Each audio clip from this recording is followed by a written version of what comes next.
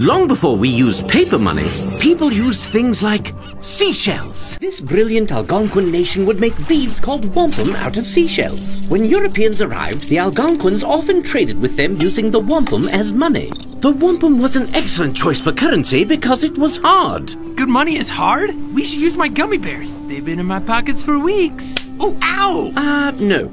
When I say hard, I mean it's hard to get or create. The gummy bears aren't just a terrible idea because they're gross. Hey! But they're a terrible idea because they're way too easy to make. Well, what's stopping the Algonquin people from just making a million beads? Only a limited number of shells show up on the ocean floor each year. I got one! And each wampum bead was crafted by hand, which took a lot of time and skill. So when a Hanu trades his furs for beads, his hard work of hunting is being represented by something equally hard. Money that's hard to make keeps its value. What about gold? A good idea. Gold is rare and hard to mine, but because gold was heavy and hard to carry, government started using paper money that represented gold stored in a big vault. Oh, like a coupon where you redeem $5 of paper money for $5 of gold. Exactly! The government couldn't print more money without mining more gold, and it worked great! People built wealth. Society thrived. Paper money makes so much sense. But then governments became greedy, and instead of making the same amount of paper money as gold, they just started printing new money out of thin air. Paper money makes no sense. People worked their whole lives saving paper money, only to lose everything to inflation when the government made creating money easy.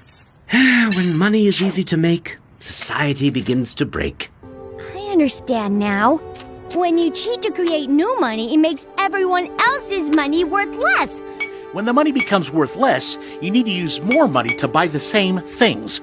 That's called inflation. The Federal Reserve has printed so much money since it was started in 1913, the dollar is now worth only 5% of what it was back then. Pardon moi. That means that if $1 could buy you 10 beautiful lollipops in 1913, that same dollar could only buy half of one lollipop in your time.